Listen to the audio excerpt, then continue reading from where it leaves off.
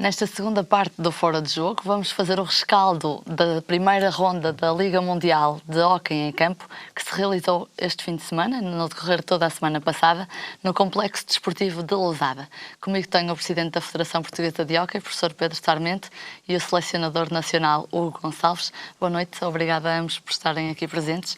Começava pelo Presidente da Federação Portuguesa, professor Pedro Sarmento. Há quanto tempo é que está à frente desta federação? Estou há cerca de 8 anos. Há 8 anos ligado à presidência ou já estava ligado à federação antes disso? Eu comecei, fui jogador na minha juventude, depois fui também treinador, entretanto fiz uma incursão por uma outra modalidade, que foi o polo aquático, durante alguns 10 anos, 12 anos. Depois, mais tarde, voltei a treinar e depois surgiu esta possibilidade e sairei agora já em outubro. Estou convencido que a 27 de outubro, que é quando tivermos as eleições, que vai ser encontrada uma solução e eu vou poder dar a minha vez a um outro elenco diretivo. Portugal conseguiu ontem a passagem à segunda ronda da Liga Mundial. Este é um marco importante para a história do hóquei português? Sim, o hóquei tem uma história longa, temos cerca de 70 anos de vida em Portugal. Temos tido bons e maus momentos, como todas as instituições. Na verdade, nunca tínhamos conseguido assim ultrapassar uma competição, um nível numa competição deste género. É, na verdade, um momento que estamos a viver com muita emoção, com muito agrado, e aproveito aqui para agradecer a todos os jogadores e treinadores e também a toda a gente que está envolvida na Federação. A Federação, por vezes nós esquecemos toda a gente que está no back-office, que trabalha para que existam treinos, para que existam viagens, para que existam deslocações, e na verdade essa gente muitas vezes é esquecida, não é? E, portanto, era importante que nós, neste momento de grande júbilo para todos, não esquecêssemos isso. E um outro aspecto que se me permitisse, tem a ver com os clubes. Só há modalidades quando existem clubes e muitas das vezes nós esquecemos disso. Nós falamos das seleções, quando elas ganham ou quando elas perdem, e esquecemos que a federação só existe porque existe clubes. E aí é que há muita gente que, de uma forma perfeitamente anónima, de uma forma muito apaixonada... Muitas vezes voluntária, não é? Completamente. A nossa modalidade é totalmente voluntária, toda a gente é voluntária e, portanto, também nestes momentos de sucesso nós temos é que abrir os braços e toda a gente se unir e toda a gente rejubilar com isso, porque na verdade não acontece muitas vezes. Pois, sem dúvida. Hugo, li que esta qualificação de Portugal, esta passagem à segunda ronda, foi a maior surpresa da primeira ronda. Porquê? Sim, é um facto. Nós partimos, portanto, em termos de posicionamento no 50º lugar do ranking da Federação Internacional. Jogámos contra dois países que estavam no lugar 25º e 28º e, portanto, que para dois lugares de acesso apenas partiríamos, portanto, em termos teóricos, atrás dessas mesmas seleções. E o facto é que acabámos por conseguir, com todo o mérito, o segundo lugar e a passagem, portanto, a esta segunda fase. Qual foi o segredo? O segredo é o trabalho de todos e, portanto, eu acho que em todo, não só no desporto, mas em tudo na vida é preciso trabalho e a sorte procura-se.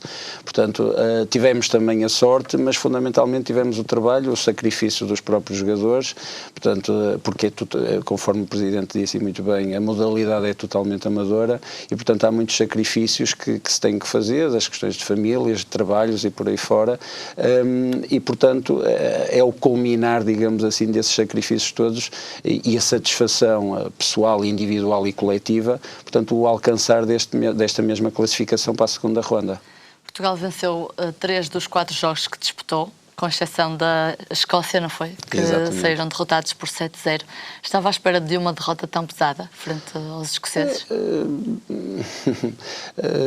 Nós definimos na teoria, foi um bocadinho estratégia de jogo, foi psicologicamente pensávamos entrar em campo de igual para igual e foi isso que aconteceu. poderíamos perfeitamente ter construído uma estratégia defensiva e jogar em contra-ataque e porventura o resultado não fosse tão expressivo. O facto é que tivemos algumas falhas, portanto, infantis e que acabou por culminar em 2, 3 golos. E a partir daí, e como na teoria a equipa escocesa seria superior a nós, acabou por avolumar do resultado. Na realidade, e concretamente penso que o nível competitivo não é tão expressivo como esses 7-0 querem mencionar. Depois dessa derrota, foi fácil motivar os jogadores para o encontro com Gibraltar? Temos que ver o aspecto positivo em todos os resultados. A questão foi baixar os índices psicológicos, portanto, à terra, digamos assim, e a equipa, uma vez mais, concentrar-se no jogo, efetivamente, que era o jogo do campeonato, e, portanto, onde o empate nos serviria e que acabámos por o conseguir. Pedro Sarmento, como é que vê a diferença de tratamento a vários níveis entre o hóquei em patins e o hóquei em campo? Com a maior naturalidade. Eu tenho uma ligação com o desporto de mais de 40 anos. Portanto, percebo de uma forma muito clara qual é o lugar do hóquei em campo em Portugal. O hóquei patins é uma modalidade que é uma referência cultural do nosso país. Aqui é obviamente que valemos, sei lá, 20% daquilo que vale o hóquei em patins nacional. Mas o hóquei em patins em termos internacionais vale 10% ou 5% do que vale o hóquei internacional. São realidades completamente diferentes. Eu não tenho esse problema. Eu acho que o hóquei em campo nunca será uma modalidade em Portugal de grande massa, nunca será. Vai ser sempre... Porque temos características muito específicas que vai ser muito difícil ultrapassar. Um campo é extraordinariamente caro. Para se começar hoje a jogar um clube aparecer é extraordinariamente difícil, porque vai aparecer a jogar aonde? Na terra batida, como era no meu tempo, não consegue, não é? É muito difícil. E por isso vamos ser sempre uma modalidade de um nicho. Agora, mesmo as modalidades pequenas têm direito a existir. Claro. Um país não é feito só de das referências máximas, não é? Portanto, nós não podemos ter só futebol. Nós justificamos a nossa existência, nós fazemos um trabalho importante. A cidadania é exatamente a diferença. E é isso que eu tenho manifestado a minha luta nos diversos fóruns onde o hóquei tem assento. Nós temos direito a existir, somos uma minoria, mas as pessoas têm que contar connosco, e nós tentamos justificar isso. Nós achamos que fazemos um trabalho importante em termos sociais. Foi importante para vocês ontem a presença do Secretário de Estado do Desporto, Alexandre Mestre, em Lousada? Sim, o Sr. Secretário de Estado é uma pessoa muito simpática, eu já o conhecia, enfim, já nos conhecemos há uns anos, de outros contextos. Ele tem sido, na verdade, pelo menos atencioso e está consciente das dificuldades da nossa modalidade, mas, na verdade, isto neste momento para o hóquei não chega. Aproveitou para lhe pedir mais apoios?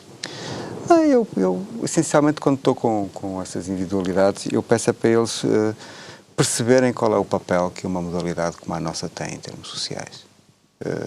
Aqui há uns anos, numa situação um bocadinho desagradável, numa câmara no sul do país, houve um pequeno desacato no final do jogo e a Presidente da Câmara virou-se para mim e disse-me: veja como é que isto é possível. Então, eu disse-lhe: olha, antes de tudo mais, a senhora é política, não é? E, portanto, aqui o que estão são pessoas do seu conselho e a senhora não se pode pôr de parte disto, daquilo que estávamos a viver. O desporto é uma escola e eu acho que os governantes têm que ter essa noção. Por um lado, de que nós temos um papel importantíssimo naquilo que é a construção das personalidades e da forma de estar das pessoas. Muitas vezes também é um papel social, não é? Claro, e portanto, eles não podem olhar para nós como se fôssemos alguém que vai pedir dinheiro. Não. Nós vamos rentabilizar e fazemos tudo muito mais barato que o próprio Estado. O Estado português este ano fez um contrato de programa normal connosco, foram cerca de 250 mil euros. Nós este ano entregamos ao Estado mais de 300 mil euros em impostos. Portanto, o hóquei em campo em Portugal este ano ficou zero ao Estado português. Porque com as organizações que nós tivemos 4 campeonatos da Europa e 1 campeonato do mundo, conseguimos introduzir na economia nacional muito mais de 1 milhão de euros. Se 1 milhão de euros temos que pagar cerca de 20 e tal % de IVA, mais tudo que é os impostos normais, portanto veja como nós, trabalhando gratuitamente nos fins de tarde, ou como o que passa fins de semana inteiros a treinar e a jogar, tudo de graça, eu pergunto-lhe se isto não é algo que o Governo tem que, na verdade, olhar com muita atenção. Mister, o facto de esta fase ter desenrolado em Portugal tornou o objetivo mais fácil de concretizar? Sim, como é evidente, fundamentalmente nas modalidades amadoras, não só nas amadoras, também nas profissionais, mas fundamentalmente nas amadoras, o fator casa é um fator muito relevante. Nós tivemos uma assistência no sábado e fundamentalmente no domingo, como nunca vi no hóquei em campo nacional. E, portanto, só por aí já é um fator relevante, conforme digo. Além do que os treinos, os pequeninos pormenores, digamos assim, do campo, nos ajudam, portanto, na obtenção do resultado final. Quais são os objetivos mínimos desta seleção? Não havia objetivos mínimos, portanto, nós quando nos sentámos, portanto, para conversar quais seriam os objetivos seriam participar. E participar num evento que era a primeira vez que estava a existir, onde nós estávamos a organizar, e, portanto, era participar com dignidade. Portanto, e dignidade não significava ganhar ou perder apenas por 1, por 2, mas sim ombrear... com consciência tranquila. Evidente, e ombrear a camisola que vestimos, de onde muito nos orgulhamos de ser portugueses, e, portanto, com o nível que temos, independentemente de estarmos muito acima ou muito abaixo. O facto é que acabou, juntando tudo, acabou por correr muito bem e, portanto, e neste momento estarmos classificados, digamos assim, provavelmente nas 32 melhores equipas ou países a nível internacional. Como é que se motivam estes atletas amadores para estas competições?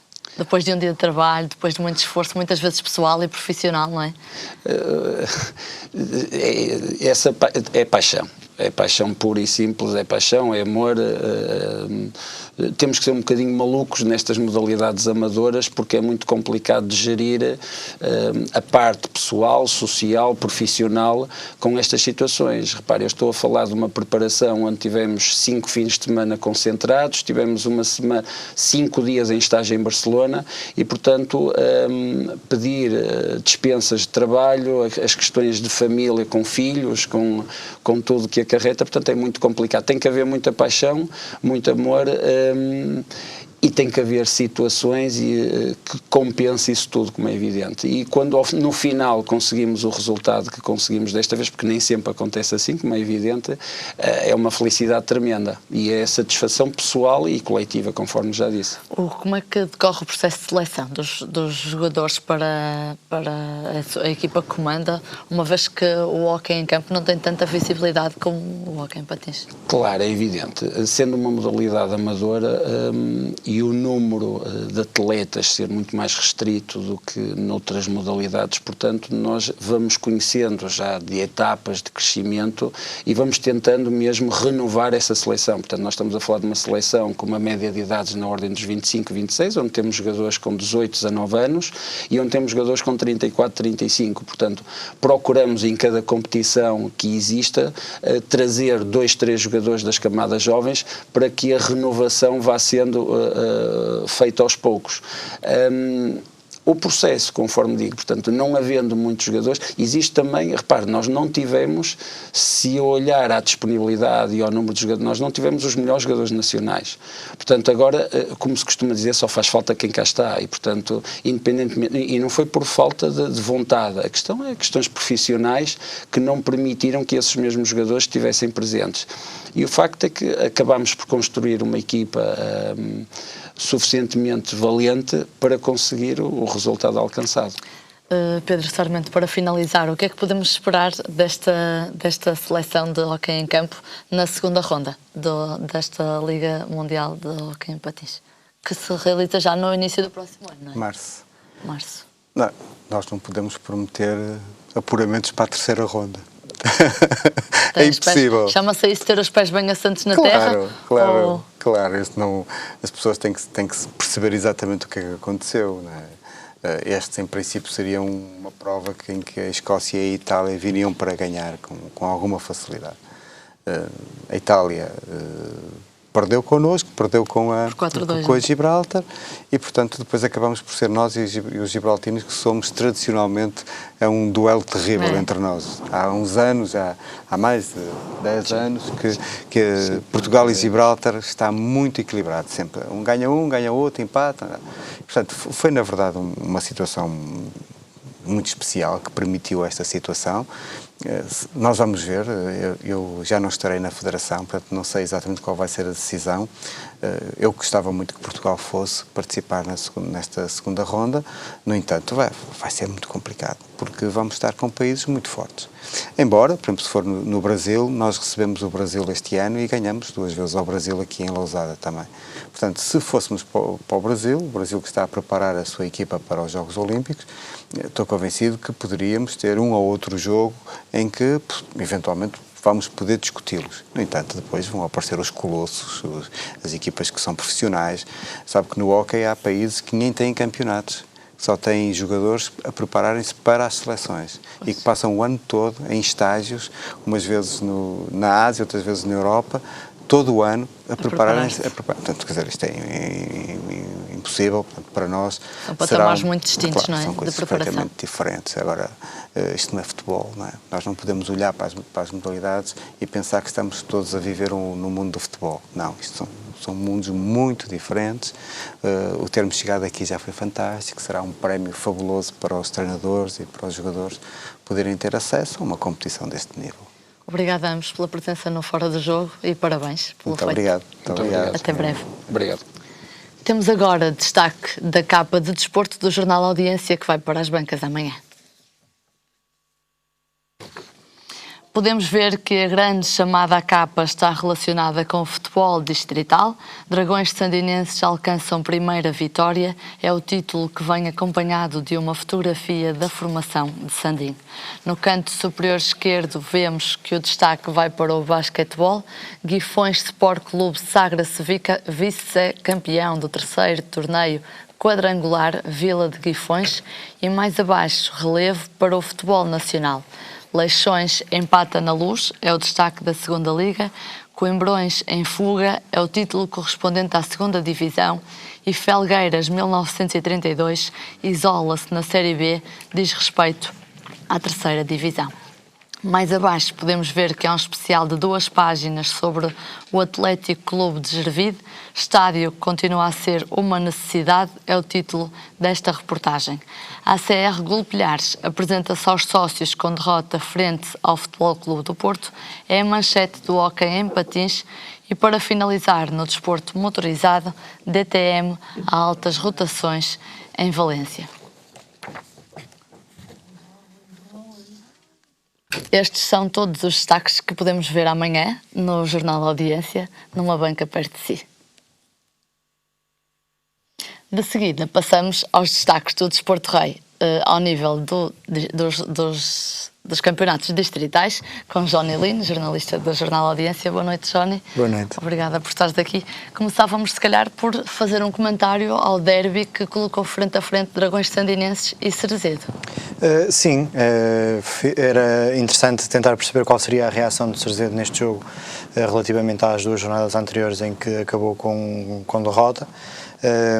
Mais uma vez a equipa não conseguiu alcançar os seus intentos, que era vencer, nem sequer conseguiu pontuar. O Dragões Sandinenses conseguiu-se superiorizar e vencer por 1-0 num jogo equilibrado, e onde na segunda parte a equipa de Tozé acabou por ser superior, por demonstrar a sua garra, e acabou por marcar um golo já perto do fim, mais ou menos a meio da segunda parte.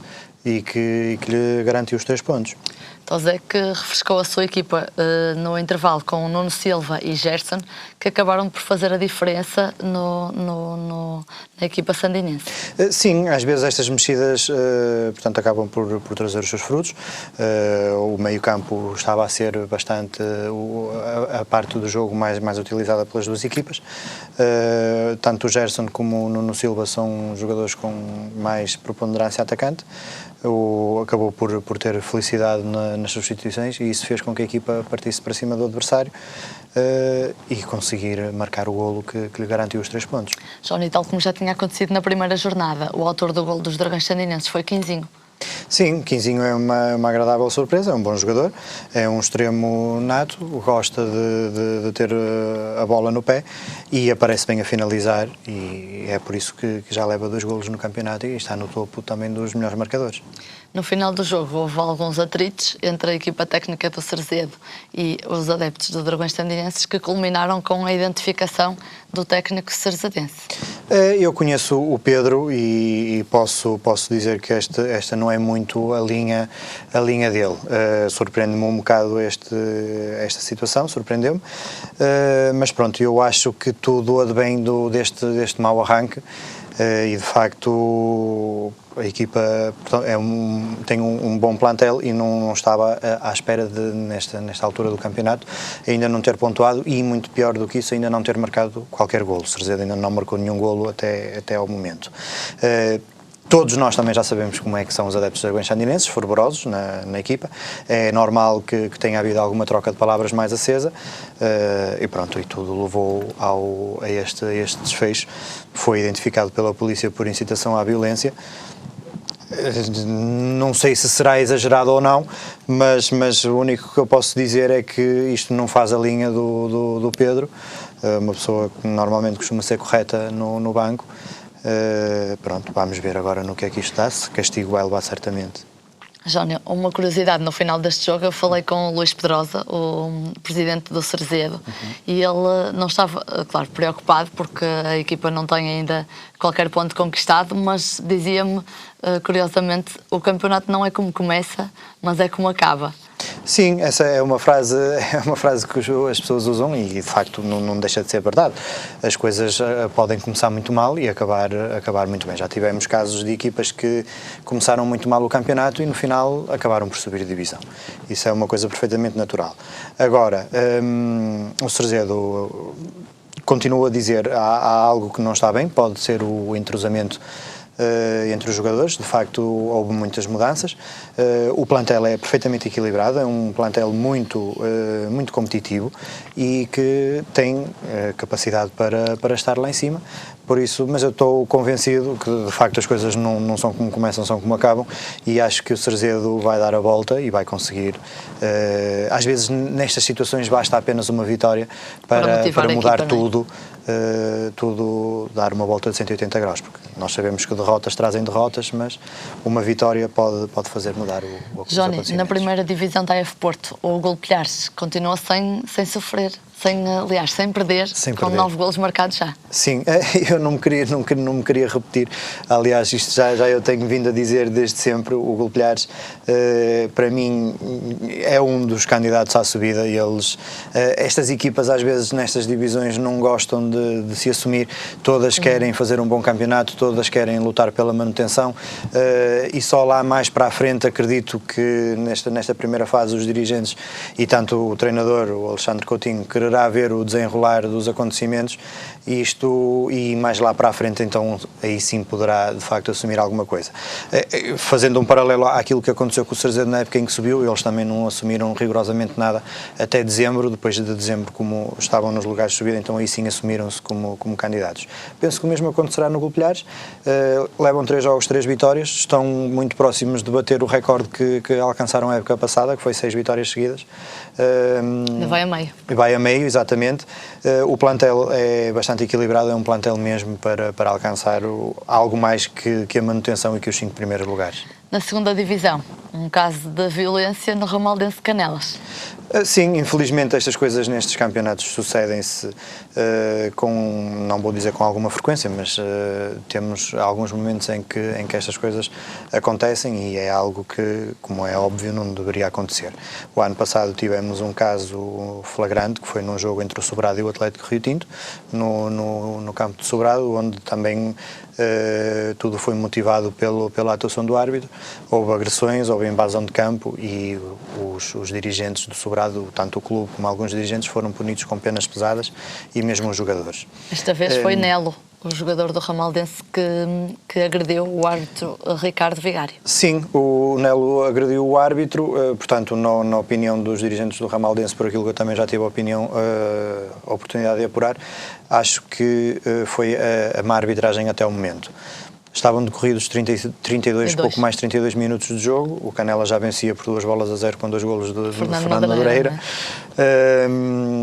Não sei se haveria motivo ou não para isso. O que eu sei é que dizer que tudo se deveu à má arbitragem, ao mau desempenho do árbitro, não vem desculpar nem justificar nada, porque isto são coisas que não deviam ter acontecido, até porque, para além da agressão do jogador, houve depois, posteriormente, invasão de campo, onde o árbitro voltou a ser agredido por um adepto, o que vai originar penas pesadas. E vai sair bem caro, se calhar, para o Ramaldense. Vai sair bem caro para o Ramaldense. Eles até, inclusive, um vice-presidente hoje em declarações ao Jornal de Notícias refere que estão a pensar em abandonar o campeonato. Não sei porque terá ele proferido essas declarações. O que eu sei é que isto são... Mas com certeza não será por este episódio isolado. Não, penso que não. Penso que não será por este episódio isolado, mas o que eu queria deixar bem claro é que, seja o que for, nada pode motivar estas reações dos atletas, porque depois isto alastra-se e como nós sabemos, muitas vezes há problemas com terem policiamento no próprio jogo, as equipas, e às vezes podem-se correr riscos desnecessários e surgirem coisas que depois podem, ao longo do tempo, vir a causar arrependimento, e esta é uma situação dessas. Johnny, obrigada, até para a semana. Estas e outras notícias podem ser consultadas no blog do Johnny, com o nome A Bola é Redonda. E assim chegamos ao fim de mais um Fora do Jogo. Lembro que temos um e-mail para onde nos pode escrever, dar as suas opiniões e até as suas sugestões, que é o foradojogo@rtv.com.pt. A nossa página no Facebook, Fora do Jogo-RTV, também está à sua disposição. Faça-se nosso seguidor e acompanhe todas as nossas novidades de perto. Fica por aqui este Fora do Jogo. Voltamos na próxima segunda-feira às 10 da noite e contamos consigo desse lado. Até lá, não fique de fora do Fora do Jogo.